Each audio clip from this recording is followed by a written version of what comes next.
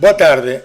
No dia de hoje vamos a ter duas pessoas, dois especialistas em temas vinculados à inovação. Liliana Rubio, experta em projetos de inovação de ponta a ponta, CEO e fundadora da PMO Polymer Business Intelligence, empresa sediada na cidade de São Paulo, com subestabelecimento aqui nos Estados Unidos, na Sarasota, Flórida. E Fabiano Pereira, experto em Design Thinking e diretor do IED, Innovation Consultancy, e responsável pela coordenação do curso de pós-graduação em Design Estratégico. Ambos eles são participantes como palestrantes e professores do curso O DNA da Inovação, que forma parte da série de educação profissional InnovaLab da América Plast. Vamos começar com Fabiano, apresentando com mais detalhe a ele e a sua trajetória profissional. Fabiano é especialista em processos de inovação, design estratégico e gestão de conhecimento, com mais de 15 anos de experiência em gestão de cursos e processos de formação.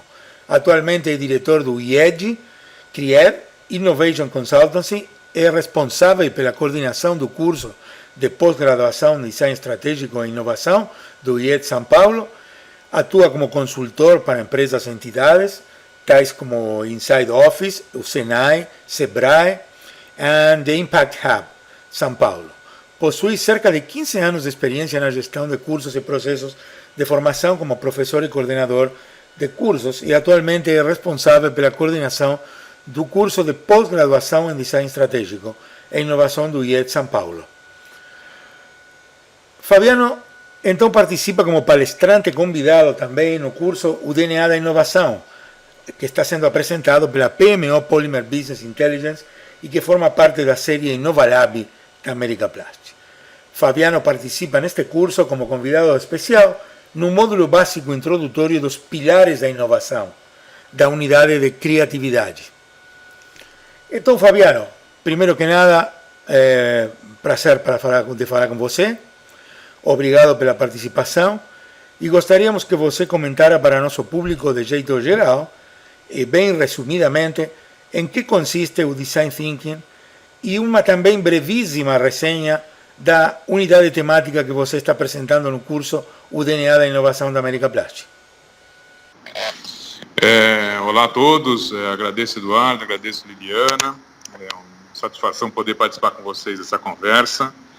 Bom, eu falando um pouco sobre Design Thinking, né, esse é um termo que ganhou muito destaque na última década, né, de 2000 a 2010, ele vem com um movimento aí de uma segunda busca por uma evolução global, depois da abertura dos mercados, né, na década de 90, que é de justamente trazer um incremento ou uma combinação do mundo da criatividade, do olhar criativo, né, como base para um pensamento inovador e, principalmente, né, qual consequência essa junção ela pode gerar para o mundo dos negócios. Então, duas áreas de atuação que antes eram muito distintas, né, a área do negócio, que tem toda uma operação, um reconhecimento, né, uma maneira com que ela opera, e a área de criatividade, que também possuía todo um reconhecimento, encontraram aí uma área de intersecção, uma área de uma oportunidade, que ela justamente está assim, consolidada em trazer para o processo de gestão e de concepção dos negócios atividades e processos que estimulem a criatividade, né? Porque a criatividade, acima de tudo, estimula o engajamento, né, dos participantes num determinado negócio ou de uma determinada companhia. O engajamento é a energia fundamental, é o momento inicial que tem uma importância muito grande para que se possa de verdade conectar as pessoas dentro de uma agenda de inovação, ou seja, você pode incentivá-las, né, no sentido de um comprometimento maior com uma agenda de inovação, né? A criatividade, ela também é a base, vamos pensar assim, o pensamento criativo, os processos criativos também é uma base para que se possa tangibilizar novas soluções de mercado dentro do paradigma da inovação que a gente tanto hoje busca e valoriza. Então, algo que no começo aí da década, né, dos anos 2010, 11, nos anos 2001, 2002 e tomando muita força em 2005, é que esse modelo ele passa a apresentar muitos resultados, passa a ser perceptível, né? Até o ponto que uma matéria no New York Times, num caderno de economia, apresenta o design thinking para o mundo do business, e aí, a partir daí, então, existe toda uma expansão quase que exponencial desse conceito e principalmente do interesse desse conceito. Então, em linhas gerais, né, essa área de intersecção entre criatividade e engajamento como base para a inovação e o mundo dos negócios é esse hoje o campo, o território que o Design Thinking se dedica, né? Então, nessa apresentação que eu fiz, né, inicialmente no curso, né, essa aula online, nós apresentamos um pouco das estruturas que consolidam essa conexão, né? Como que os processos de criatividade eles têm esse papel de trazer um olhar, um mindset inovador dos agentes envolvidos dentro de um processo, e como que isso pode ser instrumentalizado, ou como que esse processo pode, fase a fase, né, apresentar resultados de forma que tangibilizam a inovação dentro de um aspecto que talvez ele seja o mais frágil, né, de tangibilizar, que é justamente em relação ao risco, né? Os processos de inovação eles sempre causam ainda um determinado momento, um entendimento de que precisamos investir no novo, mas no novo não existe a certeza do resultado, né? Então, esse é um grande desafio do processo de inovação, que é natural dele, né?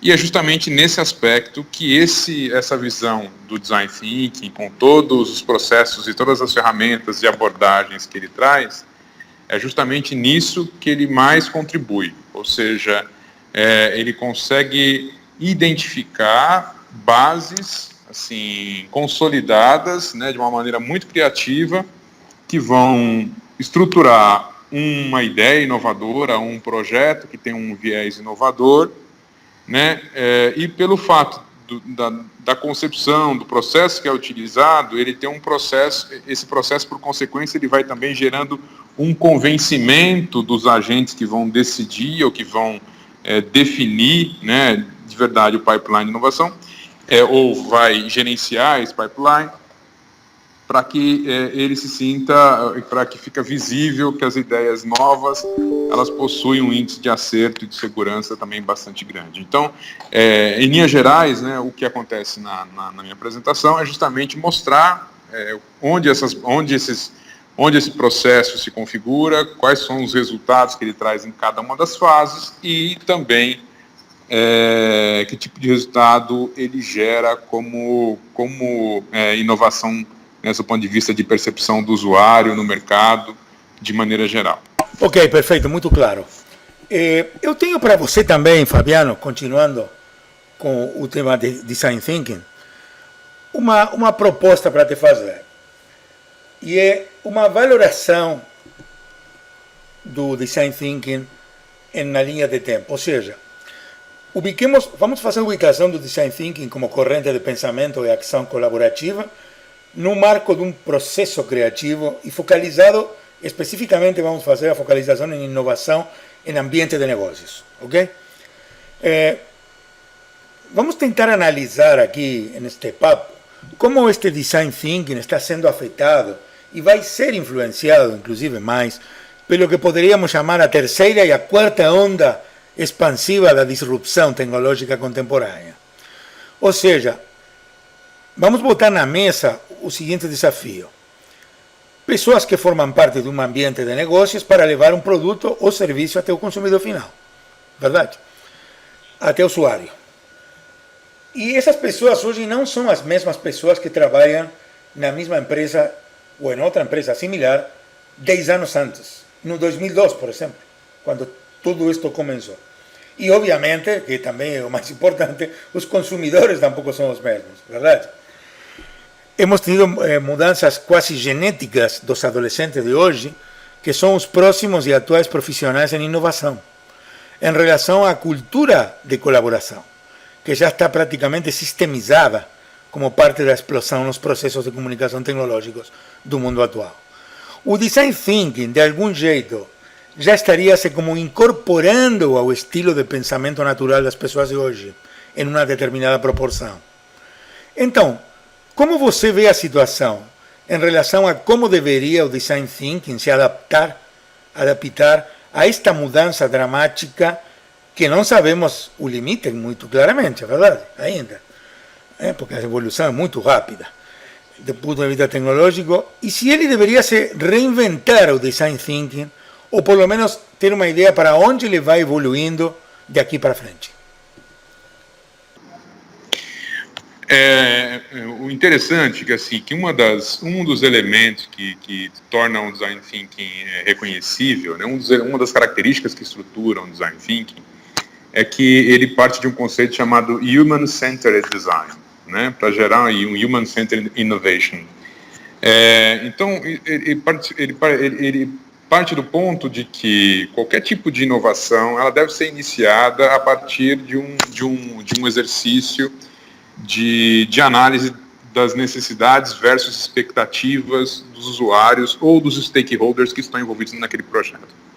Então, esse seria o ponto número 1. O ponto número 2 é o negócio, ou seja, é possível tangibilizar isso, esse anseio, essa expectativa e um negócio? E o nível 3 disso, né?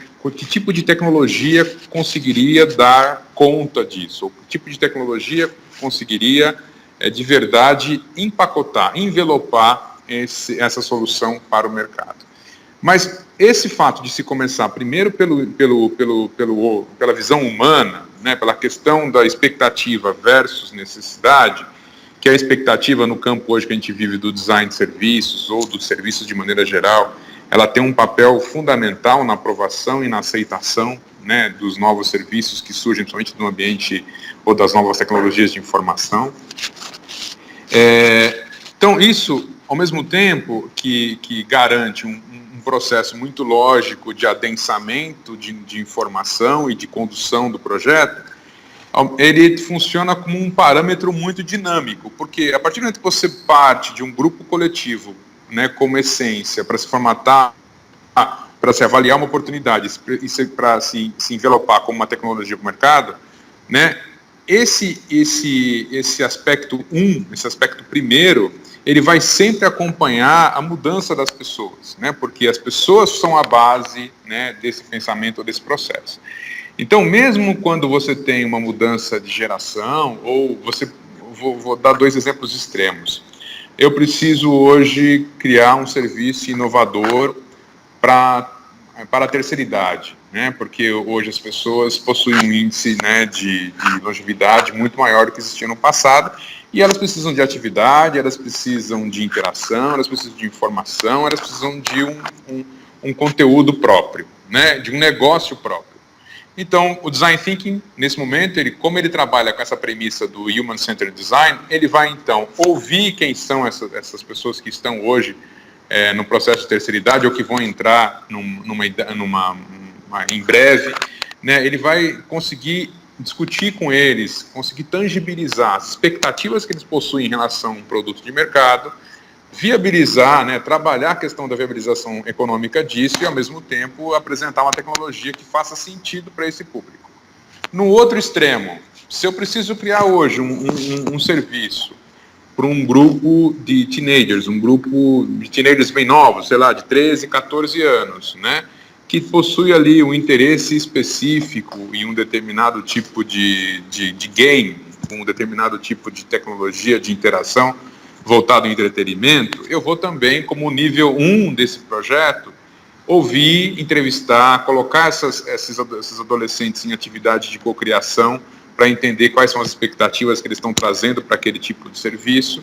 Então eu vou, da mesma forma que no exemplo da terceira idade, do idoso, eu trabalhei com eles para consolidar o que faria sentido ou não no projeto, dos teenagers também eu vou trabalhar com eles essa questão. E ao mesmo tempo, na segunda etapa, formato um negócio que consegue entregar aquele sentido que foi identificado na primeira etapa e também uma tecnologia adequada para esse grupo de teenagers. Então, veja, independentemente da questão geracional, e talvez aí seja o grande diferencial, ou seja, o grande aspecto de flexibilidade que o Design Thinking traz para o mundo dos negócios.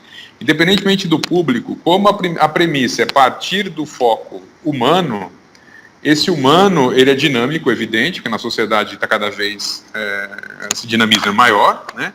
Mas, ao mesmo tempo, o processo dá conta de transformar essa ideia ou essa percepção em algo viável para o mercado, desde que você respeite ou desde que você consiga criar o processo, né, começo, meio e fim do Design Thinking. Então, é interessante porque funciona como um parâmetro de análise de problema, um parâmetro de análise de informações para negócio e um parâmetro de análise para tecnologia também.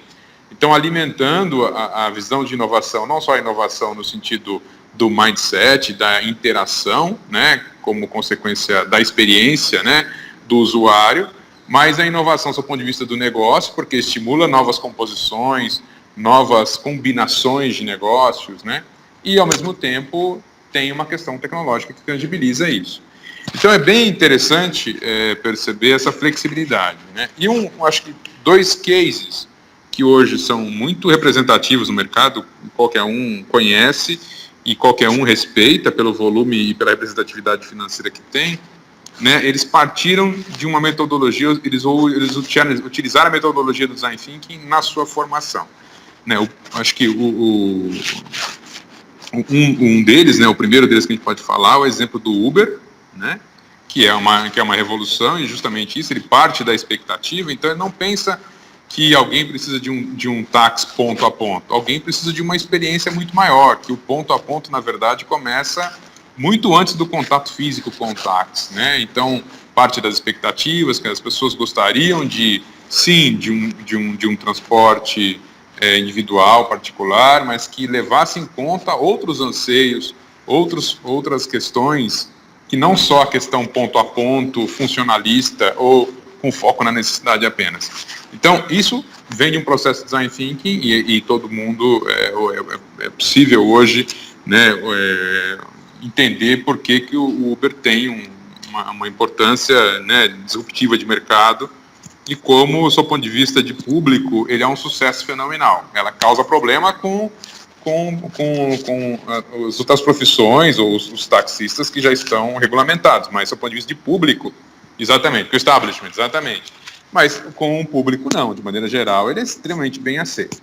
E um outro exemplo é o Airbnb, que faz uma gestão de espaço ocioso, né, de apartamentos para temporadas ou para férias, e, enfim, também, que não tem uma questão do establishment tão contrária, porque a questão do mercado da hotelaria é muito mais corporativo do que individualizado, no sentido de pequenos empreendedores, então você não vai ver uma manifestação tão intensa, assim, tão pública a respeito do quanto é contrário ao Airbnb. Mas o Airbnb também é um outro exemplo extremamente de sucesso de você partir de uma metodologia como essa e organizar um negócio que vai atuar justamente, né, com foco no usuário. Também o Airbnb ele pode gerar um problema com o establishment, mas do ponto de vista de público é uma aceitação, é um sucesso muito grande. Então, acho que são exemplos, né, que mostram o quanto a metodologia é flexível, né, e essa flexibilidade vem desse ponto inicial, né, que é diferente de quando você parte do establishment para tentar criar uma inovação para que satisfaça o público na ponta. Então, quando você estabelece a ordem contrária, né, então, aí o seu risco de não atender essa expectativa é muito maior. Então, essa diferença eu acho que é fundamental para entender por que o Design Thinking possui esse tipo de entrega, né, que nós discutimos na primeira aula do curso. Bem, vamos também apresentar a Liliana Rubio, que está aqui conosco. Então, Liliana Rubio é engenheira química, Master em Gerência de Projetos, MBA em Gerência de Negócios, MBA em Gerência de Execução de Projetos de Inovação, especialista em polímeros, com 20 anos de experiência em gestão de novos negócios e produtos na indústria. Ganadora do Clarion Corporation Innovation Extra Award 2007, Liliana é conferencista internacional sobre sustentabilidade e inovação, em universidades, congressos, eventos na indústria da América Latina, Estados Unidos, speaker em importantíssimos eventos de porte mundial, global, como a exposição NPE, FEI Plastic, Plus Show, etc. CEO da PMO Polymer Business Intelligence, e também tem uma grande experiência em coaching de projetos de inovação. E ela é responsável por o programa que a gente está apresentando conjuntamente com a PMO sobre inovação, o DNA da inovação. Você, como referente regional em inovação, em sustentabilidade, e a PMO como uma empresa focada especificamente em estas temáticas de inovação e sustentabilidade, e também em análise quantitativo, como vocês fazem.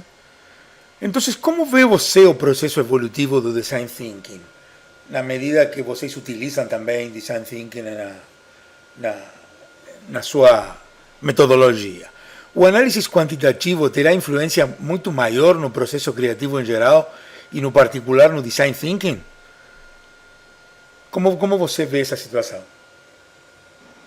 Não, um prazer, Eduardo, para todos novamente estar com vocês.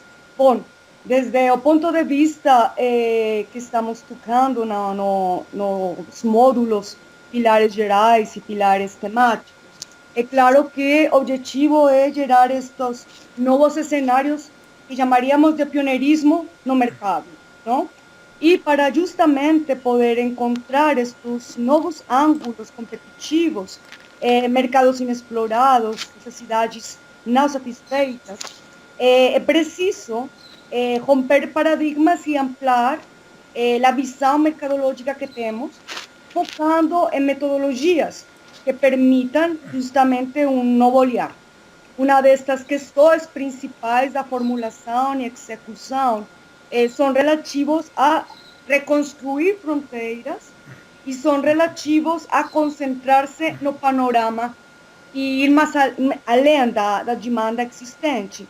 E uma forma prática e eficiente desta execução é justamente aplicar metodologias como design social, design thinking, para maximizar as oportunidades e diminuir o risco. Maximizar a oportunidade e diminuir o risco é possível. E é quantitativamente claro que se pode aplicar e executar. Por isso, dentro da área dos pilares, estaremos falando não só de estratégia, também de design, e dentro do design fazemos uma conjunção com algo que se chama quimiometria, que é uma forma quantitativa de justamente gerar modelos matemáticos e estatísticos que gerem um erro padrão e um modelo confiável, o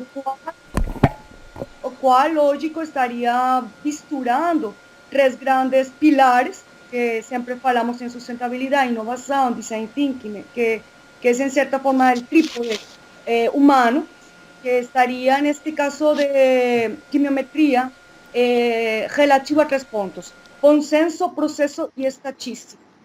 Fabiano, voltando um pouco com você, em relação a essa evolução, mas do design thinking especificamente, verdade? Por ele, não? Quais você acha que poderiam ser os principais desafios nesse processo evolutivo em que a tecnologia dispara golpes de aceleração muito fortes na criação do conhecimento?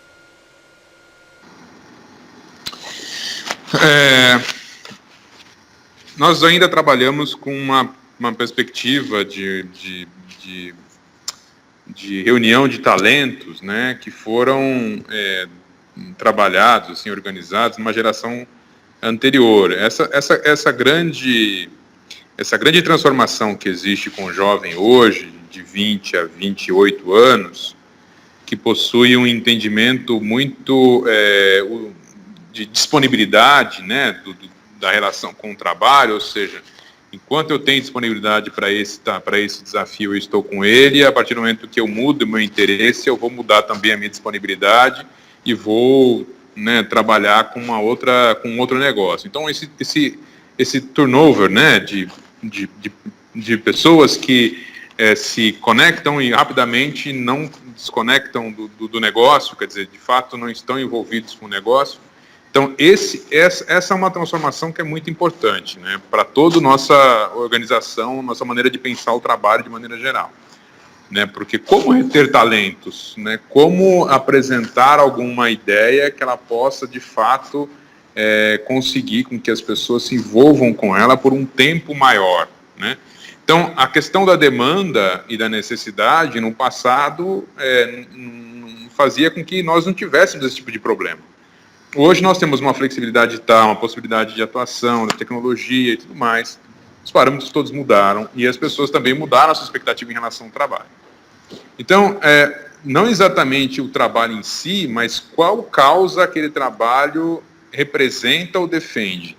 Então, são aspectos que antes eram uma questão aspectos sociais, né, sociológicos, né, das pessoas, eles passam a influenciar hoje a organização de uma companhia e de um negócio, né? Ou seja, como que as pessoas, como que as empresas podem reter mais talentos, é justamente apresentando um discurso ou uma operação diária que represente um ideal ou um propósito, e essa conexão, então, com esses talentos vai ocorrer em função do propósito e desse ideal, e não exatamente por uma questão de oportunidade de trabalho, pura e simplesmente. Isso tem mudado um pouco a relação com que essas novas empresas estão sendo organizadas, e, ao mesmo tempo, o mercado consumidor está muito alinhado com esse tipo de transformação, né? Porque, ao mesmo tempo, esses talentos, esses profissionais, esses jovens, né, que estão hoje entrando no mercado profissional, possuem esse tipo de flexibilidade em relação ao quanto eles vão se dedicar ao negócio, exatamente é o tipo de flexibilidade que eles possuem em relação a uma marca, por exemplo, né, em relação a um bem de consumo, né? Então, a fidelidade de maneira geral, então toda a fidelidade que antes era uma questão de estratégia, de marketing pura e simplesmente, hoje ela virou uma questão que tem um alicerce muito mais comportamental e social do que exatamente de marketing, né? Porque existe uma estrutura aí atrás que foi completamente mudada. Então, nesse sentido, esse eu penso que é o grande desafio dos processos de inovação, dos negócios, de maneira geral, porque existe uma demanda grande por novas soluções e, ao mesmo tempo, existe um esvaziamento de talentos para gerar essas novas soluções diante de um discurso antigo. Então, precisa se transformar também a maneira de pensar o negócio. E aí, acredito que num processo de evolução, o Design Thinking pode contribuir muito com foco em estabelecer esse propósito e esse engajamento inicial para os negócios, né? Ajudar os negócios que já existem, num primeiro momento, a conseguir identificar esse aspecto que todo negócio tem, mas que antes não era valorizado pelo mercado, então isso ficava adormecido internamente, agora se faz necessário, além de identificar esse alter essa estrutura, né, de comportamento, de representação que ele traz, e conseguir projetar isso muito bem no mercado, né? O Design Thinking pode ajudar também no desenho de maneiras de comunicar esse propósito, esse ideal para esse público, pensando nos dois segmentos, tanto buscando um público interno, um público que vai ter que representar o talento dessa geração, como também um público consumidor, um público usuário desse processo como um todo, né? Então, eu acho que o Design Thinking ainda pode contribuir muito nisso, né? É um campo que hoje ainda ele já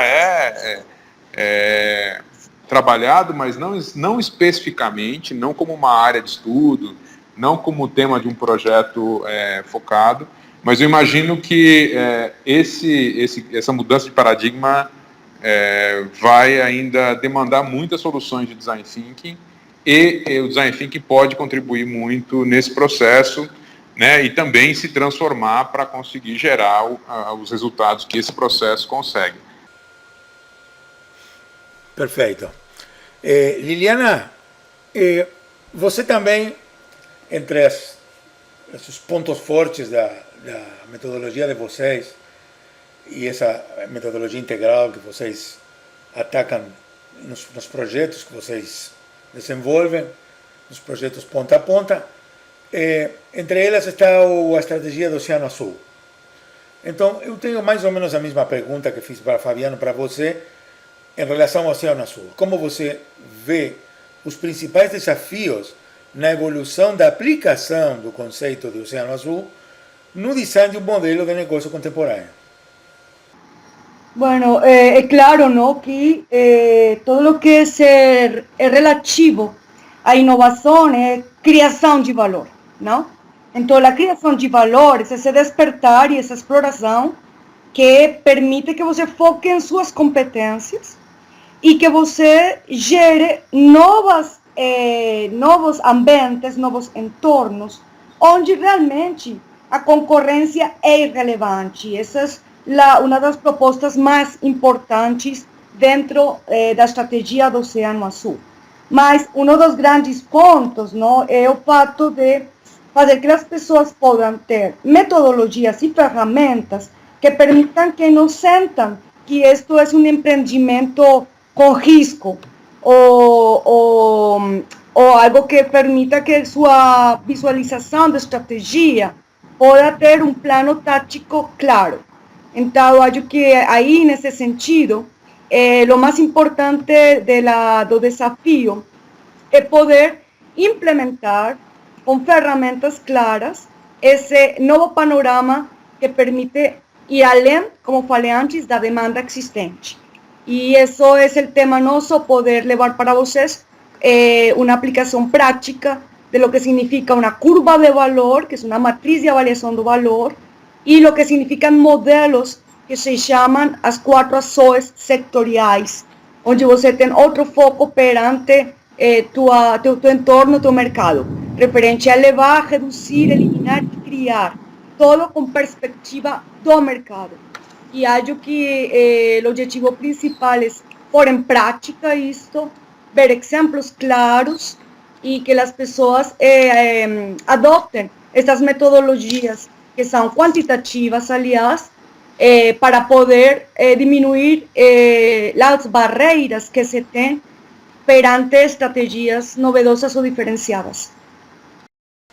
Ok. Justamente eu queria, para finalizar o papo, a discussão, o colóquio, que você comentara para a nossa audiência também, de jeito geral e em breve, um resumo das unidades temáticas que você, inclusive pessoalmente, vai apresentar no curso DNA da Inovação.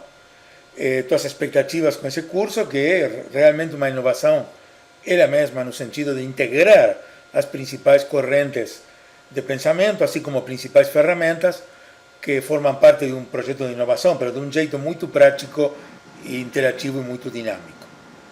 Sim, eu acho que o objetivo principal da forma como foi desenhado essa arquitetura da novo olhar de inovação é poder percorrer de uma forma dinâmica por todos o que chamamos pilares. Então, a gente gerou um módulo geral que contém 4 pilares: estratégia, design, modelos de negócio e criatividade.